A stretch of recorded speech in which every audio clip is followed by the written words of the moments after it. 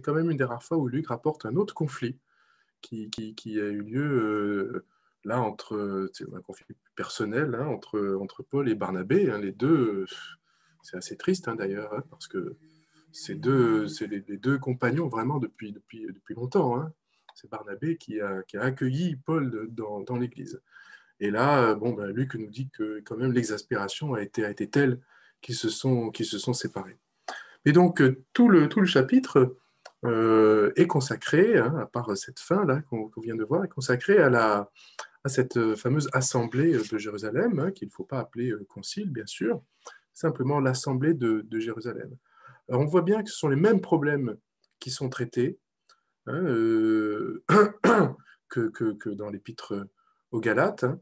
La chronologie est différente. L'épisode d'Antioche est mis avant tout le reste, comme étant l'occasion de l'assemblée de Jérusalem.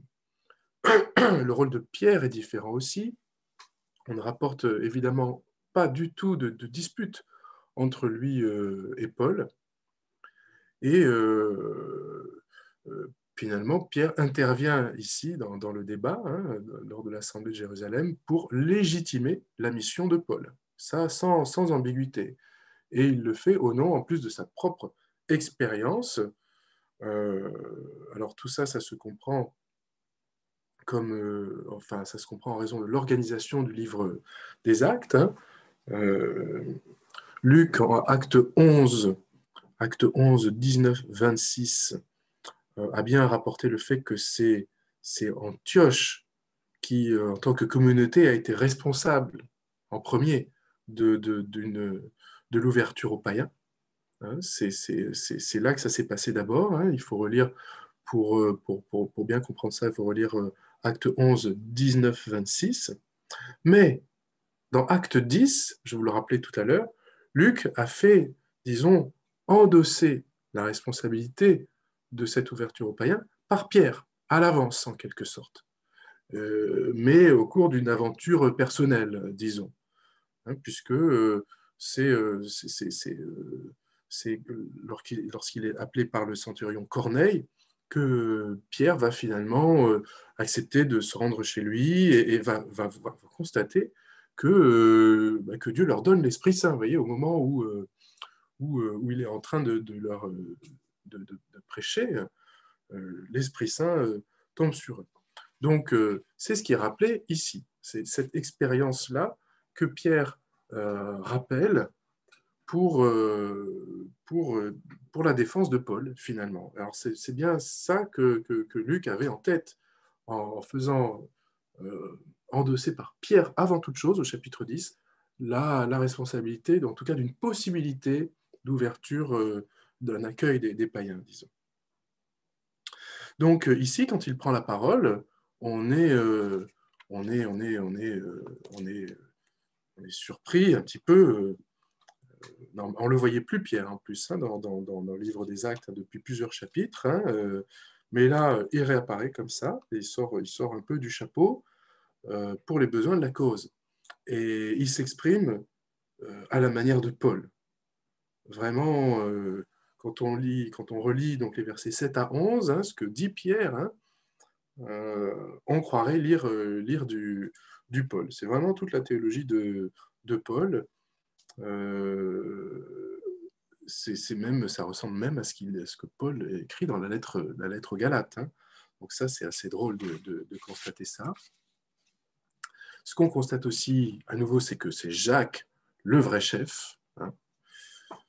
Et puis, on peut constater que Luc rapporte les choses avec tout ce dispositif. Grâce à tout ce dispositif, Luc peut rapporter les choses d'une manière qui atténue un peu la violence du conflit.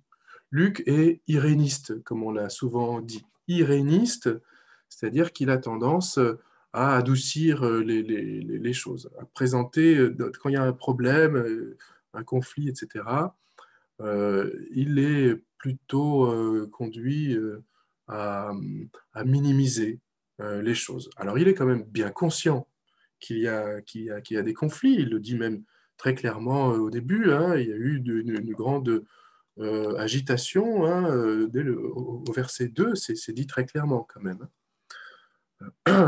Mais il est partisan, évidemment. Luc est du côté de la légitimité de la mission de Paul. Et c'est ça qu'il veut montrer. Il veut montrer deux choses, finalement. Cette légitimité de la mission de Paul, c'est quand même tout l'objet de son livre. Hein. Et il veut aussi montrer l'image d'une Église unie. Hein. Donc, tout est fait pour que ces deux aspects soient bien mis en avant.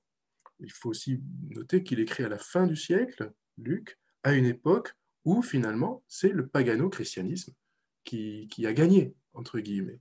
C'est lui qui est devenu la principale forme de la foi chrétienne. Et donc, la question qui oriente tout le livre des Actes, c'est comment on peut montrer que le christianisme de l'époque de Luc est bien légitime.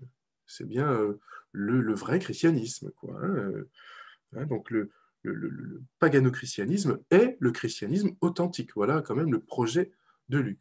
D'où sa volonté de montrer les choses avec une sorte de continuité, hein, malgré les quelques conflits qu'il a pu y avoir. On peut noter quelque chose d'intéressant dans ce chapitre aussi, c'est le fait que pour légitimer une nouveauté, les anciens, qui de manière générale, dans l'Antiquité, vous savez, les anciens ont un a priori négatif sur tout ce qui est nouveau. C'est ce qu'on appelle le misonéisme. Si c'est nouveau, c'est que c'est certainement pas vrai. Hein, donc, il faut, quand il y a une nouveauté, il faut faire un effort pour la légitimer par quelque chose d'ancien. Il y a pas mal d'exemples de ça. Je peux vous donner deux exemples qui sont dans deux contextes complètement différents, mais qui montrent bien cette mentalité antique qui est bien ancrée.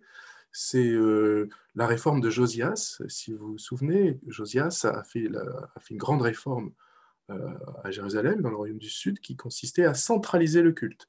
Et ça, c'est une nouveauté inouïe. C'est-à-dire que ça laisse sans emploi toute une partie immense du clergé, hein, et puis tout d'un coup, on a le droit de rendre un culte à Dieu que dans un seul lieu. C'est complètement inouï. Du coup, pour légitimer cette réforme, il ne va pas écrire un recueil de lois, mais on va raconter qu'on a trouvé dans le temple, à l'occasion de travaux, un livre de la loi, déjà écrit évidemment depuis longtemps, et qui contient ces nouvelles, enfin ces prescriptions qui du coup sont un peu moins nouvelles que ce qu'elles avaient l'air. Autre exemple qui permet de bien comprendre ça, c'est ce qu'a fait Mahomet pour répondre, disons, à l'accusation de nouveauté qu'on lui faisait, hein, à propos de la nouvelle foi qu'il défendait. C'est quelque chose de nouveau, ce dont tu nous parles là. Hein, la foi juive, ça, ok, c'est ancien, le christianisme, c'est ancien, mais alors là, c'est tout nouveau, ce dont tu parles. Du coup, comme c'est l'indice d'une fausseté, hein, pour les anciens, eh bien, Mahomet va présenter cette nouvelle religion comme étant la vraie version de ce qui a été révélé à Abraham. Il va remonter le plus loin possible. Hein, et vous voyez, c'est encore le même réflexe. Hein. Il faut légitimer quelque chose qui est trop nouveau, il faut le légitimer par quelque chose d'ancien. Voilà, il faut trouver dans le passé un fondement pour le légitimer.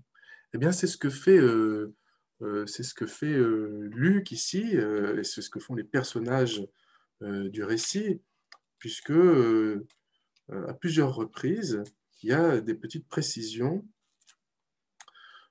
qui rappellent en fait l'ancienneté de ce projet de l'accueil des païens, même si c'est en réalité quelque chose de tout à fait nouveau. Mais précisément, c'est pour ça qu'il faut insister sur le contraire. Et donc, quand Pierre se lève pour parler, il dit, frère, vous savez bien comment Dieu, dans les premiers temps, a manifesté son choix parmi vous. Et donc, c'est par ma bouche que les païens ont pour la première fois. Voilà. Il rappelle ce qu'il est arrivé, c'est à peine quelques chapitres avant, hein, au chapitre 10, mais c'est dès les temps anciens.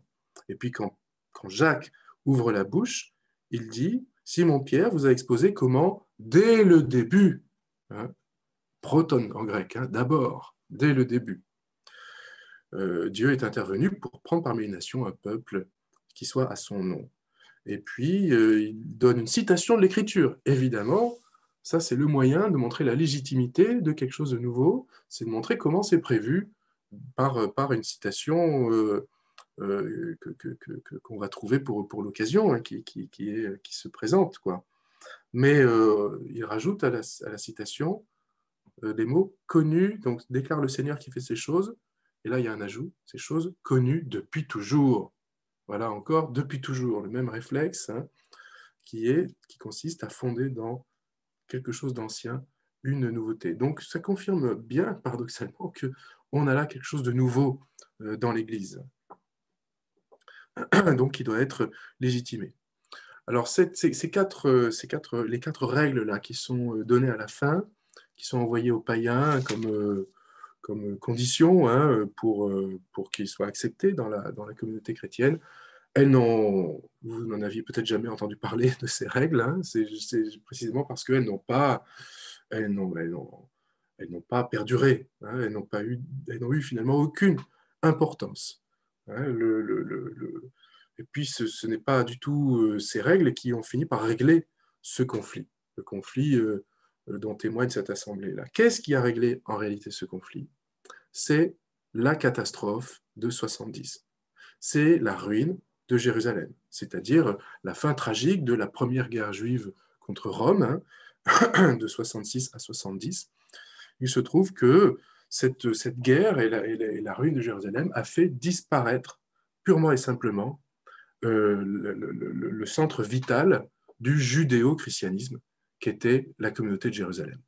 Les chrétiens de Jérusalem, qui étaient vraiment le centre où il y avait le plus de juifs devenus chrétiens, et y compris des pharisiens devenus chrétiens, hein, comme le dit le texte, hein, d'Actes à un moment, eh bien,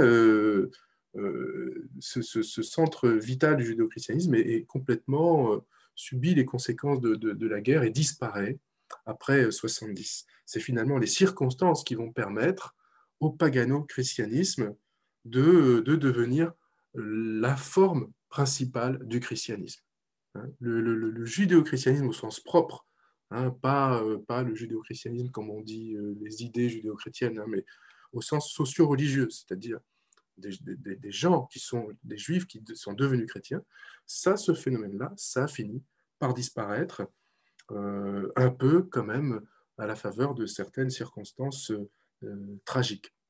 Je vous conseille à ce sujet-là, enfin, pour vous faire une idée, une idée plus précise de début du christianisme, ce livre excellent de deux grands auteurs américains, Raymond Brown et John P. Mayer, qui sont assez connus, hein, qui s'appelle Antioche et Rome, berceau du christianisme.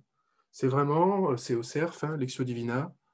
C'est un livre passionnant, une enquête exégétique brillante, hein, et historique, et qui vraiment éclaire les débuts du christianisme et nous permet de sortir d'une vision, idéale qui est fausse en réalité.